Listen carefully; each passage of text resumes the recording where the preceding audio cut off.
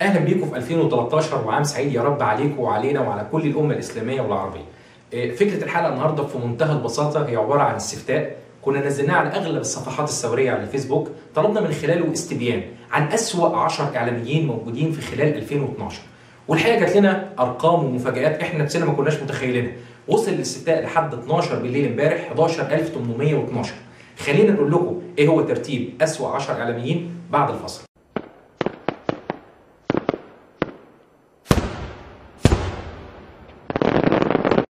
خلينا نبدا على طول في نتيجه استفتائنا ونقول ان صاحب المركز العاشر من ترتيب اسوأ اعلاميه 2012 في مصر هو الاستاذ يوسف الحسيني. المفاجاه بالنسبه لنا ان الاستاذ يوسف الحسيني ما كانش معروف تقريبا لينا، لكن الشهاده لله لما رجعنا التاريخ الحافل من العمل الثوري والنضالي الكبير اللي كان بيقوم به الاستاذ يوسف الحسيني قبل الثوره وبعد الثوره، ابتداء من نجوم اف ام وصولا انه بقى في ودان وفي عربيه كل واحد فينا تقريبا الاستاذ يوسف الحسيني مدير نجوم اف ام. يوسف الحسيني مدير اذاعه نجوم اف ام ومذيع. كل ده مش عيب، ولكننا في الحقيقه لما دورنا عن اسباب اختيار الاستاذ يوسف من ضمن أسوأ إعلامي 2012 في الترتيب رقم 10، لأن بيمتاز بمميزات كتيرة جدا، لعل من أهمها حس الفكاهة وخفة الظل الغير طبيعية اللي موجودة عنده هو بس كإعلامي من إعلامي 2012. يعني إيه؟ نقول إخص ولا عيب. الحقيقه كمان ان الفاظ الاستاذ يوسف بتشعرنا فعلا ان هو واحد مننا، لان هو دايما بيستعين بالفاظه من الشارع المصري. الفاظ الاستاذ يوسف تقريبا في الاعلام تشعرك ان هي الفاظ السوق، هي الفاظ شوارع. باسم يوسف اللي حط على خالد عبد الله حطه خلوده، يعني عايز باسم ظبطك بس كده، يعني خد كده ونام انبسط هيص، تقدر ترفص من السعاده. يعني نعتذر ليكم وارجوكم ما تسرعوش في الحكم، هي تقريبا الالفاظ او الكلمات بتتقال يوميا في الشارع المصري، سواء ظبطك، حط عليك، رفص، استغطى، دي كلها حاجات عاديه، لكن لازم نعترف ان الاستاذ يوسف الحسيني هو قمه في الادب والتربيه وسط كل اعلامي مصر. يا بغ يا بغ يا بغ يا بغ يا بغ يا بغ يا بغ يا بغ. اخر حاجه عشان نختم كلامنا على الاستاذ يوسف، من عاده الاستاذ يوسف من حيث الفكر انه دايما بيتحفنا باسئله عظيمه بيسيبنا بيها دايما نفكر ونحتار في اجاباتها، لكنه دايما بيدينا اجاباتها في الاخر. الهام الرائعه التي تحمل هذا الشعر البلاتيني بداخلها ايه بقى؟ ايه اللي جوه؟ وبعد البحث الطويل عرفنا اجابه سؤال الاستاذ يوسف الحسيني. لايسيد للامل والبراغيث. لايسيد بالتاكيد هو المفيد. خلينا نتنقل للمتسابق التاسع والفائز معنا النهارده هو الاعلامي الكبير والقيمه الكبيره الاستاذ محمود سعد. الحقيقه الاستاذ محمود هو قيمه اعلاميه كبيره لا يختلف عليها احد، لان هو اول واحد علمنا كاعلاميين ازاي تتكلم بمنتهى البساطه ومنتهى العفويه مع الناس، وما ننساش دوره العظيم وفضله ازاي عرفنا قيمه المرهم بالذات لما يكون الانسان تعبان. الاهم من كده ان كل كلمات الاستاذ محمود دائما ما تجد فيها الاخلاق والقيم والفضيله. كل قضيه انا ناسي يا ده عمك فكري يا ده يا خوات طول ممكن تلاقي نفسك. يكفينا من الاستاذ محمود كقيمه اعلاميه كبيره انه دائما ما كان بيعلمنا ازاي يكون ذهنك حاضر وانت على الهواء. وقال ان هو مش في المجموعه دي، يعني مش ملوش علاقه يعني هو جورنال ملوش علاقه بالجورنال يعني ابراهيم معلم ملوش علاقه بايه. خلينا نرحب بالفائز الثامن معنا النهارده وهو الاعلامي الكبير الاستاذ خيري رمضان. الحقيقه الاستاذ خيري رمضان محيرنا تقريبا كلنا، نفسنا نعرف ايه هو مصدر معلوماته اللي بيوثق بيها الحدث قبلها ب 24 ساعه على الاقل، والحمد لله الاستاذ خيري اخيرا قال لنا مين هم الكائنات اللي بيجيب منهم معلوماته. والعكره المكلضمه اللي تخوف. يا ساتر يا رب، بقى هم دول مصدر معلوماتك يا استاذ خيري؟ طب معلش ممكن تكمل لنا بقيه وصفهم وتكمل اكتر يا استاذ خيري؟ تلاقي عينيهم مطلعه نار. ودول عرفتهم منين تقريبا يا استاذ خيري؟ اداره قنوات سي بي سي. هم دول مصدر معلومات الاستاذ خيري اللي بيتحفونا كل يوم تقريبا باشاعه شكل غريبه الشكل واللون، زي القاضي اللي بقدره قادر اتحول وبقى منجم وقاعد في لجنه بيشرف على الانتخابات. الخلاصه يا استاذ خيري عشان ما نطولش على حضرتك هو ان في لعنه هتفضل تطاردك دائما، وهي اسمها خالد سعيد، اللي قلت عنه انه بلطجي وحشاش وهارب من الجيش، لحد ما تحقق حلمنا وحلم كل مشاهد عربي بيحترم نفسه وبيحترم الاعلام، فانك مش عايز اشتغل خالص، يعني لو أدت مش هشتغل تلفزيون تاني، مش هشتغل. في نهايه فقرتنا مع الاستاذ خيري نخلي الاستاذ خيري هو اللي يقدم لنا الفائز السابع معانا النهارده ورايه في هذه القيمه الاعلاميه الكبيره. يبقى هو محترف في معرفه اللي بيمسكوا السجط واوقاتها. اظنكم عرفتوا ان الفائز السابع معانا النهارده هو القيمه الاعلاميه الكبيره الاستاذ عمرو اديب. الف مبروك يا استاذ عمرو. والحقيقه الاستاذ عمرو كان دايما بيتحفنا بقضايا مهمه جدا نفضل نفكر فيها على مدار الاسبوع، لعل من اهمها ليه تقعد بهدوم؟ طالما من غير هدوم هتبقى احلى بكتير. هنزل اقعد لكم في ميدان التحرير ملط زي علي المهدي كده. الحمد لله الاستاذ عمرو ما عملهاش وحرمنا من المنظر اللطيف اللي كنا هنشوفه في ميدان التحرير. بس هو السؤال، ايه حكايه ملط معاك يا استاذ عمرو؟ دون اصلا لا، العري موجود في كل الجنسيات يا توني. هو يعني ستات، في ست عندها جنسيه، يعني جنسيات مختلفه ممكن تتعرى، يعني مالهاش علاقه. ملط تاني ملط يا استاذ عمرو. عامة إدارة البرنامج قررت تعمل لحضرتك حلقة مخصوصة عشان تسير كل تشبيهاتك اللي حضرتك بتقولها لينا على مدار الأسبوع قدام زوجاتنا وأمهاتنا وبناتنا، ونعتذر لحضراتكم عن اللفظ اللي جاي. الجنس الجماعي اللي موجودة في كل حتة أنا نفسي أشوفها، بس قاعدين بيتكلموا على حفلات الجنس الجماعي، نفسي أعرف هي فين. يعني أنا اكتشفت إنه ناس كتير في مصر عارفة حفلات الجنس الجماعي ما عدا. الفائز السادس معانا من غير اي ترحيب ولا تقديم هو الاستاذ توفيق عكاشه.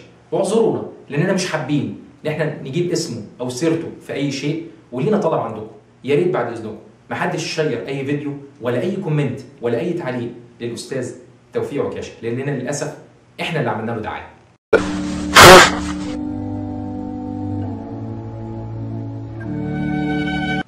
الفائز الخامس معانا النهارده وهو رمز من الرموز اللي لمعت مع انطلاق الثوره المصريه، وهو الدكتور باسم يوسف. الف مبروك يا دكتور باسم، والحقيقه تستحقها عن جداره. وخلينا نقول لك كمان يا دكتور باسم، من حقك انك تسخر من رئيس الجمهوريه، من حقك انك تسخر من الشيوخ والاسلاميين بالشكل اللي انت شايفه، حتى لو كنت بتقطع فيديوهات مش مظبوطه لكلمات مش مظبوطه من حقك، حتى لو كنت متحامل على طرف واحد برضه من حقك. ولكن خلينا نقول لحضرتك السبب في ذلك، لان انت الاعلامي الوحيد الصريح اللي قالها من اول مره مع اول قناه فلول هو راحها، انتقد رئيسها وانتقد القناه بمنتهى الشده.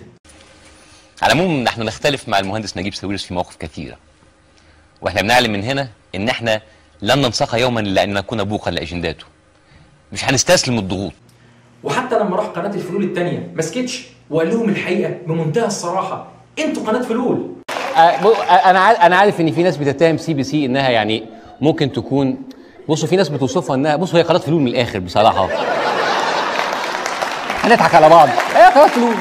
حتى لما حبينا نعرف ايه سبب حبه كراجل ثوري في انه يشتغل في قنوات الفلول، ما بخلش علينا بالاجابه وقال لنا الصراحه. الواحد ممكن يتنازل عن مبادئه عشان الفلوس، بس ممكن يخدع نفسه عشان الفلوس، بس الفلوس مش كل حاجه. انا ما اقدرش اكمل في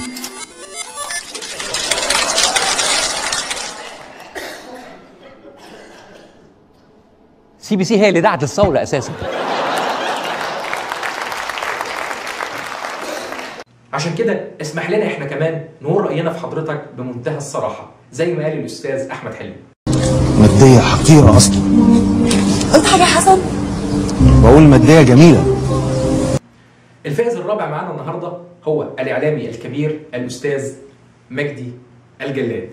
الحقيقه قيمه اعلاميه كبيره جدا يا استاذ مجدي، عشان كده احنا مش هنصدق ابدا اي فيديو او اي وثيقه بتنتشر يوميا زي وثائق ويكيليكس اللي بتتكلم عن علاقه حضرتك بالدوائر الاسرائيليه، مش هنصدقها. او انك مثلا كنت ادمن، احنا اسفين يا ريس، مش هنصدق الكلام ده. او انك كنت داعم من مشاريع التوريث الكبيره للاستاذ جمال مبارك، كل ده كلام فاضي احنا مش مصدقينه. او انك ساندت احمد شفيق مسانده بمنتهى القوه انت وجريده حضرتك، كل ده يا فندم ملوش قيمه عندنا. ولكن السؤال الاساسي اللي بنطرحه دايما عن كل اشاعه او كذبه بنقراها على جريده حضرتك هو السؤال اللي ساله الاستاذ عصام سلطان. المعلومات اللي انت بتنشرها اللي طلعت غلط تستوجب الاعتذار ولا لا تستوجب الاعتذار؟ بس كده. المعلومات اللي انت نشرتها طلعت غلط، تستوجب ولا لا تستوجب؟ بس كده. السؤال واضح يا استاذ. احنا هنلف وندور ليه؟ ده انت اللي بتشتغل شغل محامي. يعني دلوقتي احنا هنلف وندور ليه؟ دلوقتي انا نشرت معلومه وطلعت غلط. اعتذر امتى بقى ان شاء الله؟ الفائز الثالث معانا النهارده وهو الاستاذ وائل الإبراشي. ألف مبروك يا أستاذ وائل. والحقيقة احنا حبينا نحط رمز للأستاذ وائل نعبر له بيه عن امتناننا وسعادتنا بما يقدمه لنا من إعلامي حر، وهو رمز البوتاجاز. وهو فعلا إشعال ذاتي، لأن أي حريقة، أي خناقة، أي فتنة، أي مصيبة، ابحث دائما عن حريقة الأستاذ وائل.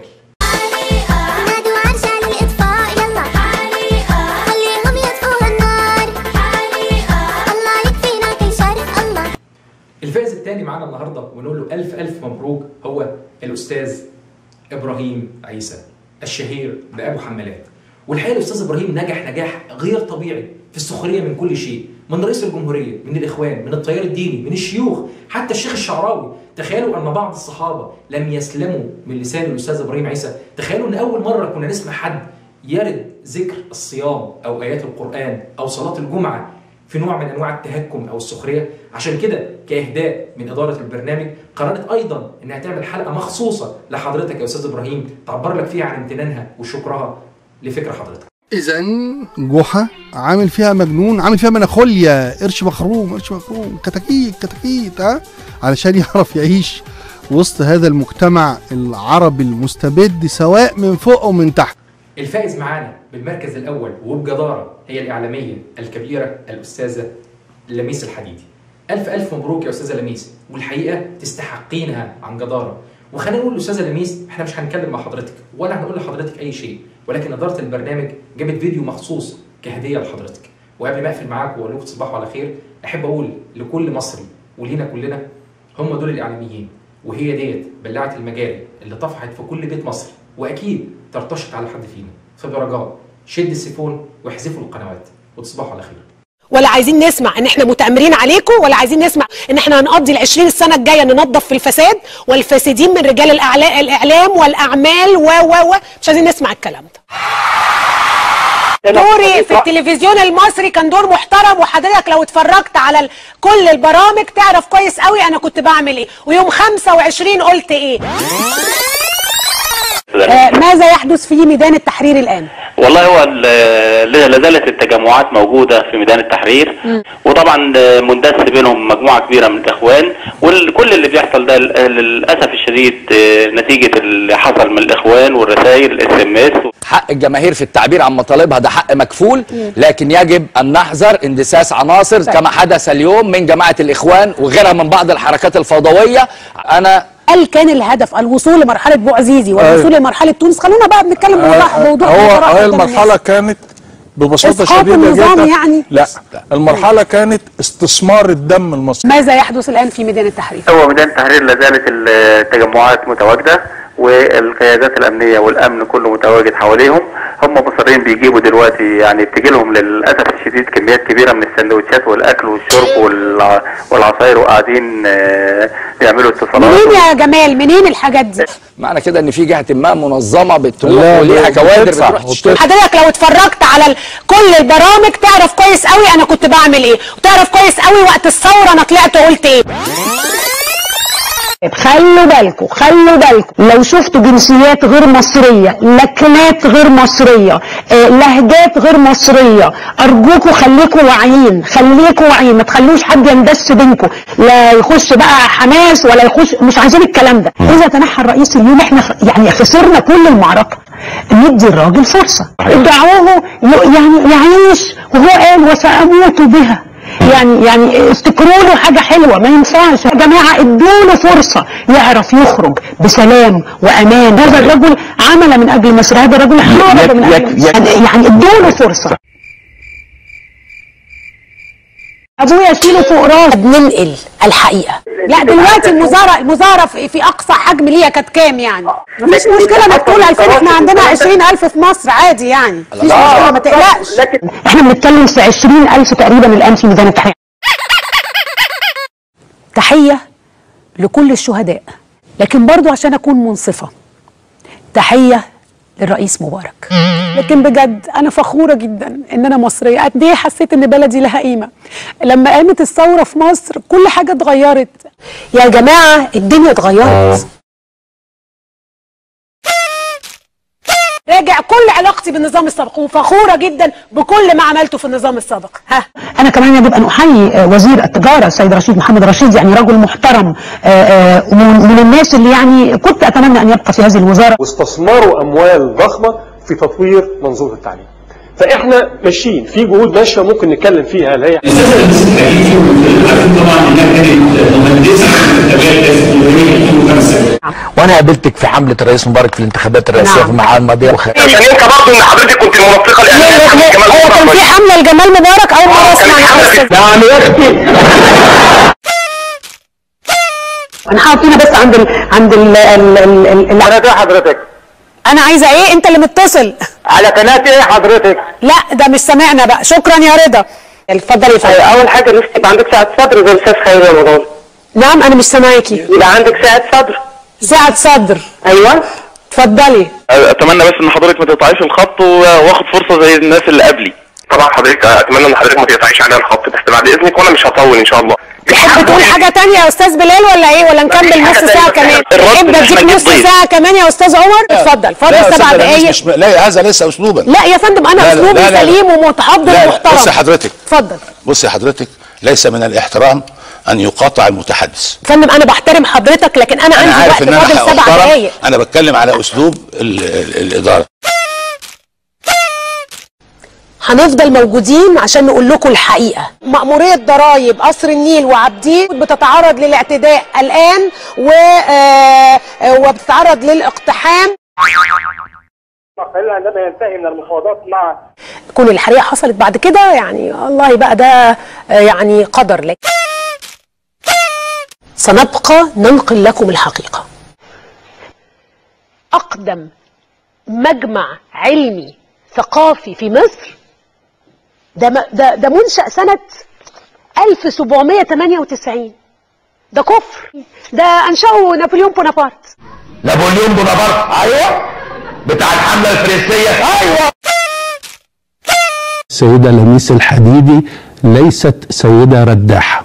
لا معلش، لا انا مش هعدي دي. ومش عايزه اقول قله الادب عشان ما استخدمش الفاظ مش لطيفه. هو انتوا بتكلموا بتردوا على نفسكم؟ تقول لي خلينا نتكلم في حته ثانيه، ما تكلمني في الموضوع. لا انا مش فوق النقد ولا الحريه والعداله في النقد ولا الاخوان فوق النقد. انا بقبل النقد قوي، انا بقبل النقد جدا وبرد عليه. اتفضل. مش مهم تبقى معجب يا فندم، انا ما طلبتش اعجاب حضرتك ولا اعجاب الحريه والعداله ولا اعجاب الاخوان. هي الحقيقه بتزعل، اصلا بتوجع قوي يا ياسر، بتوجع قوي. طبيعي. ابويا علمني ابقى مؤدبه يعني الدعوه اللي هتسمعها لنادي الحقيقه يعني ربنا تكون من حدك ونصيبك. دي كانت حلقتنا النهارده، اشوفكم بكره. دي كانت لميس الحديد. صباح الخير.